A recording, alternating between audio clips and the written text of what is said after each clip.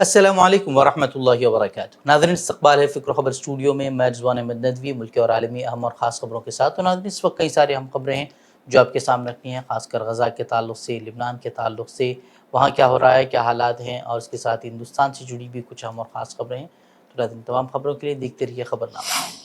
गज़ा में इसराइली जारहियत रुकने का नाम नहीं ले रही। शिमाली गज़ा में रिहायशी इमारतों पर इसराइली हमलों के नतीजे में कम अज़ कम 111 फ़लस्तीनी शहीद और दर्जनों ज़ख्मी हुए हैं, जिनकी बड़ी तादाद मलबे तले मौजूद है। ताहम रेस्क्यू इदारों को जाए हादसा तक रसाई नहीं मिल सकी है, जिसके बायस शहादतें बढ़ने का खदशा ज़ाहिर किया जा रहा है।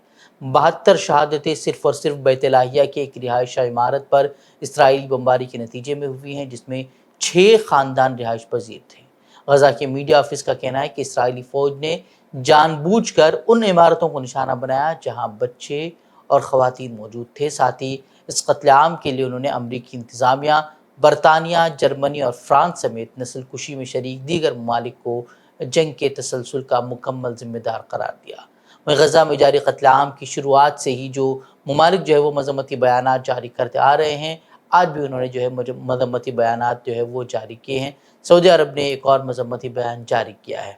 वहीं मकबूजा मगरबी किनारे में इसराइली काबिज़ फ़ौज ने धावा बोलकर 15 फ़लस्तीनियों को गिरफ़्तार किया है। वहाँ भी लगातार तशद्दुद जो है वो किया जा रहा है। वहीं लिबनान पर भी इसराइली फ़ज़ाई हमले हुए हैं। वस्ती बैरूत में इसराइली फ़ौज ने बेतहाशा बमबारी की है, जिससे लिबनान को भारी नुकसान पहुँचाया जा रहा है। इस दौरान बैरूत में इसराइल ने एक बार फिर शदीद हमला किया है। उसमें 11 अफराद शहीद और 48 ज़ख्मी हुए हैं। हमले में हिज़्बुल्लाह के मीडिया सरबराह मोहम्मद अफ़ीफ़ के मौत की भी खबर आ रही है। हिज़्बुल्लाह ने भी जो है अफ़ीफ़ की मौत की तस्दीक की है। ईरान ने आफ़िफ़ की मौत की शदीद मज़म्मत करते हुए शोक मनाने का भी जो है वो ऐलान किया है। जबकि इसराइली तैयारों के हमले में तिब्बी अमले के 6 एहलकारों की भी मौत वाक़ हो गई है। अब तक वहाँ जो है 200 से ज़ायद सेहत की देखभाल करने वाले कारकुनान की मौत की तस्दीक जो है वो की जा चुकी है। वहीं लिबनानी हिज़्बुल्लाह ने कहा है कि उसने करियात शमूना बस्ती में इसराइली काबिज़ फ़ौज के एक इज्तिमा पर मिज़ाइल सालों से बमबारी की है। और हिज़्बुल्लाह ने यह भी ऐलान किया है कि उसने पहली बार शुमाली मकबूजा फ़लस्तीन में नाम नहाद सहयूनी रियासत के गैस स्टेशन पर मिज़ाइलों से बमबारी की है। हिज़्बुल्लाह ने एक बयान में कहा कि उसने पहली बार मिज़ाइलों से नेशर बेस को निशाना बनाया है। हालांकि काबिज़ फ़ौज ने हिज़्बुल्लाह के इस बयान पर कोई तबसरा अब तक जो है वो नहीं किया है। वहीं दूसरी जानिब फ़लस्तीनी मुज़ाहमती तंजीमों ने भी गज़ा में घुसने वाले कई इसराइली फ़ौजियों को जहन्नम रसीद कर दिया है और उनकी कई गाड़ियाँ भी तबाह कर दी है। उसकी वीडियोज़ भी जो उन्होंने जारी की है। हिंदुस्तान में मुसलमानों के ख़िलाफ़ नफ़रत इस हद तक बढ़ चुकी है कि अब मामूली बहाने से मुसलमानों पर हमले हो रहे हैं। ताज़ा वीडियो गुजरात के गांधीनगर का सामने आया है, जहां एक मुस्लिम ख़ानदान पार्क में सैर के लिए गया हुआ था। उनका इल्ज़ाम है कि खिलौना बेचने वाले एक शख्स से उनका झगड़ा हो गया और उसने कुछ लोगों को बुलाकर उनकी पिटाई कर दी। मुस्लिम ख़ानदान के अरकान अस्पताल में दाखिल हैं। वीडियो और तस्वीर में आप देख सकते हैं कि किस बुरी तरह से मारपीट की गई है। पुलिस ने फ़िलहाल मामला दर्ज किया है और इस सिलसिले में उसकी तफ्तीश जारी है। और हिंदुस्तान में मुसलमानों की इमलाक के ख़िलाफ़ अब हिंदुत्ववादियों की जानिब से दावे तो किए जा रहे हैं। अब एक और नया हरबा जो है वो शुरू किया गया है कि ये मकाम गैर क़ानूनी है, गैर क़ानूनी तरीक़े से ये इमारत बनाई गई है, ये मस्जिद बनाई गई है, मज़ार बनाई गई है और इसे तोड़ने के मुतालबे जो है वो अब हिंदुत्ववादी शिद्दत पसंदों की जानिब से किए जा रहे हैं।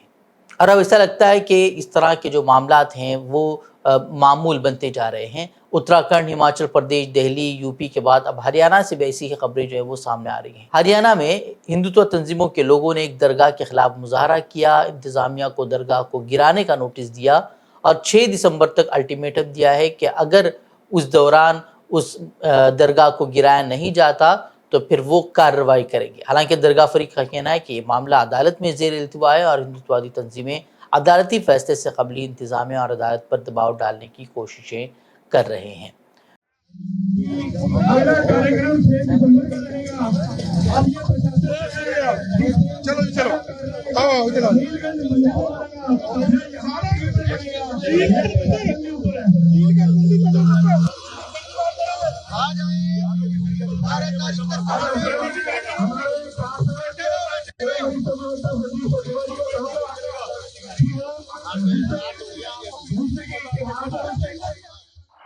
گجرات کے ایک میڈیکل کالج میں ریگنگ کا واقعہ پیش آیا ہے۔ یہاں پہلے سال کا ایک طالب علم انل نامی ایک طالب علم اس کی ہلاکت ہوئی ہے۔ الزام ہے کہ سینئر طلباء نے تعارف کے نام پر انل اور اس کے کچھ ساتھیوں کو 3 گھنٹے تک کھڑا رہنے پر مجبور کیا۔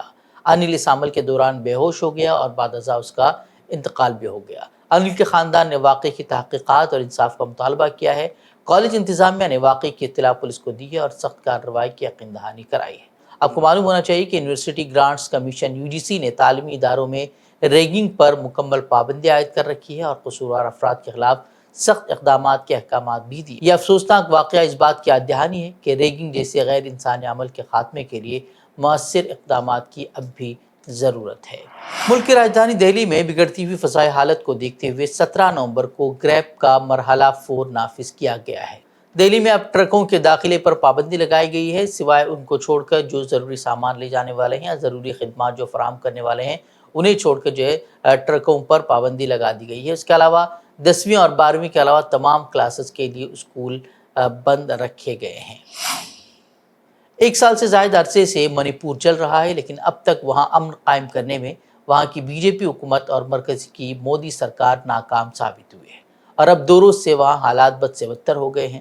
کل منی پور میں لاپتہ لوگوں کی لاشیں ملنے کے بعد کشیدگی میں اضافہ ہوا ہے اور امت شاہ جو جھارکھنڈ اور مہاراشٹر میں انتخابی ریلیاں کر رہے تھے انہیں دہلی لوٹنا پڑا ہے۔ وہیں خبر یہ سامنے آ رہی ہے کہ منی پور میں NPP نے بھی BJP کے ساتھ اپنا اتحاد بھی ختم کر دیا ہے۔ BJP کے قومی صدر JP نڈا کو لکھے خط میں NPP کی جانب سے کہا گیا ہے کہ بیرین سنگھ کی حکومت منی پور میں تشدد روکنے میں ناکام رہی۔ قابل ذکر ہے کہ NPP سے اتحاد ٹوٹنا BJP کے لیے بڑا جھٹکا ثابت ہو سکتا ہے، حالانکہ ابھی بھی ریاست میں BJP کی حکومت بنی رہے گی۔ وہیں جس طریقے کے حالات منی پور میں بنے ہوئے ہیں اس کو لے کر اپوزیشن جماعتوں نے بھی مودی حکومت کو شدید تنقیدوں کا نشانہ بنایا ہے اور ملکارجن کھڑگے جو کہ کانگریس کے صدر ہیں انہوں نے یہاں تک کہا ہے کہ BJP جو ہے وہ منی پور کو جلائے رکھنا چاہتی ہے۔ Not go there, Prime Minister, and months together, years together it is the people are suffering of Manipur. And what Prime Minister is doing? He is moving entire world, entire Maharashtra and also Jharkhand, but he is not going to Manipur. Our Rahul Gandhi went there. He started his Padayatra from there to Maharashtra, Bombay. Where is Mr. Modi? Modi, he has no face to go there. This much I can tell. And the attitude of the central government, I condemn it. Maharashtra اور جھارکھنڈ میں انتخابی تیاریاں زور و شور پر ہیں اور آج پرچار کا آخری دن ہے۔ آج پیر کی شام 5 بجے انتخابی مہم جو ہے وہ ختم ہو جائے گی، جس کے بعد 20 نومبر یعنی کہ بدھ کو ووٹ ڈالے جائیں گے اور 23 کو نتائج آئیں گے۔ مہاراشٹر میں ایک طرف BJP فرقہ وارانہ کارڈ کھیل کر ووٹروں کو اپنی طرف راغب کرنے کی کوشش کر رہی ہے اور بٹو گے تو کٹو گے اور ایک ہیں تو سیف ہیں جیسے نعرے لگا رہی ہے، تو دوسری طرف اپوزیشن جماعتیں اصل مسائل پر اپنی توجہ مرکوز کیے ہوئے ہیں۔ وہیں اب پرینکا گاندھی نے PM مودی کے ایک ہیں تو سیف ہیں اس نعرے پر شدید تنقید کی۔ پرینکا گاندھی نے کہا کہ مودی راج میں صرف اڈانی سیف یعنی کہ صرف اڈانی محفوظ ہے جن کے پاس حکومت کی تجوری ہے، لیکن کسانوں کی فصل، خواتین کی عزت، نوکریاں، قبائلی زمینیں اور مہاراشٹر کے کاروبار کسی بھی طرح محفوظ نہیں ہیں۔ انہوں نے وزیراعظم پر کھوکھلے اور جھوٹے نعرے لگانے کا بھی الزام عائد کیا، ساتھ ہی مہاراشٹر کے پروجیکٹ کو گجرات منتقل کر کے ریاست کے ساتھ تعصب کرنے کا بھی جو ہے وہ الزام عائد کیا۔ امریکہ کے صدر جو بائیڈن نے جاتے جاتے یوکرین کو لے کر ایک بڑا اعلان کر دیا ہے۔ انہوں نے روس میں اندر تک مار کرنے کے لیے امریکہ کے ذریعے سپلائی کی جانے والی لانگ رینج میزائلوں کے استعمال کو منظوری دے دی ہے۔ امریکی افسروں کا کہنا ہے کہ جنگ کو اور الجھانے سے بچانے کے لیے اقدام اٹھایا گیا ہے۔ حالانکہ یہ خبر بھی سامنے آ رہی ہے کہ اس منظوری سے نیٹو کے سبھی ملک اتفاق نہیں رکھتے ہیں۔ یہ بھی دباؤ ہے کہ امریکہ اور ناٹو رکن اس جنگ میں سیدھے طور پر شامل نہ ہوں۔ وہیں کئی مہینوں سے یوکرین جو ہے وہ مطالبہ کر رہا تھا کہ وہ لانگ رینج کے جو میزائل ہیں اسے استعمال کرنے کی انہیں اجازت دے دے، لیکن امریکہ کی جو بائیڈن انتظامیہ اسے ٹال رہی تھی، لیکن اب جاتے جاتے بائیڈن انتظامیہ نے یہ فیصلہ دیا ہے۔ بائیڈن انتظامیہ کے اس فیصلے کی ایک وجہ یہ بھی بتائی جا رہی ہے چونکہ روس جنگ میں اپنی حالت مضبوط کرنے کے لیے ہزاروں جنوبی کوریائی فوجیوں کو تعینات کر رہا ہے، ایسا الزام جو ہے وہ ان پر لگ رہا ہے تو اس کا مقابلہ کرنے کے لیے یہ اجازت دی گئی ہے۔ اس طرح کا دعویٰ جو ہے وہ امریکہ کی جانب سے اب کیا جا رہا ہے۔ اسی درمیان روس نے یوکرین پر ایک بڑا حملہ بھی کیا ہے۔ یہ حملہ گزشتہ 3 مہینوں کے درمیان کیا گیا اب تک کا سب سے بڑا فضائی حملہ ہے۔ اتوار کو روسی فوج نے یوکرین پر 120 میزائل اور 90 ڈرون سے حملہ کیا ہے، جس میں 7 لوگوں کی موت ہونے کی تصدیق کی گئی ہے۔ اس حملے میں پاور گرڈ کو مرکزی طور پر نشانہ بنایا گیا ہے، جس کی وجہ سے بجلی کے نظام کو شدید نقصان پہنچا ہے۔ امریکی صدارتی انتخابات میں ایک بڑی بحث یہ بھی تھی کہ کون سا صدارتی امیدوار غزہ جنگ کے خاتمے میں اپنا اہم کردار ادا کر سکتا ہے۔ بائیڈن انتظامیہ کی جانب سے غزہ کے قتل عام میں اسرائیل کی مکمل حمایت نے کئی مسلمانوں کو ٹرمپ کے لیے ووٹ دینے کی طرف راغب کیا تھا۔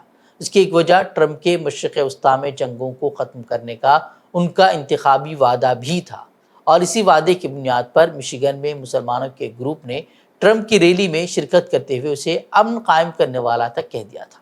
لیکن اب لگتا ہے کہ ان کی امیدیں جو ہے وہ ختم ہو رہی ہیں، ٹوٹ رہی ہیں۔ ایسا اس لیے کہ ٹرمپ نے جیت کے فوراً بعد ہی اپنی کابینہ میں اسرائیل حامیوں کی تقرری شروع کر دی ہے۔ امریکی مسلم رہنماؤں کا کہنا ہے کہ ڈونلڈ ٹرمپ سوئنگ اسٹیٹ میں ان کی وجہ سے کامیاب ہوئے، لیکن ٹرمپ کی کابینہ اسرائیل اور صہیونیت کے حامیوں سے بھری جا رہی ہے۔ مسلم ووٹرز کا کہنا ہے کہ جنگ کے خاتمے کے بیان دینے والے ٹرمپ سے امن کے لیے کام کرنے کی توقع تھی، مگر ان کی جانب سے اب تک جو فیصلے کیے گئے ہیں ان سے شدید مایوسی ہوئی ہے۔ اب تک جو ہے 2 ریاستی حل کے مخالف اور اسرائیلی قبضے کے حامی ایک شخص کو اسرائیل میں اگلا امریکی سفیر، جبکہ غزہ جنگ روکنے کے مخالف اور اسرائیل کے حامی مارکو روبیو کو وزیر خارجہ نامزد کیا ہے۔ اس کے علاوہ غزہ میں فلسطینی شہادتوں کی مذمت سے انکار کرنے والے اور اسے یہودی دشمنی قرار دینے والی ایلس اسٹیفینک کو اقوام متحدہ میں امریکی سفیر جو ہے وہ اس نے نامزد کیا ہے۔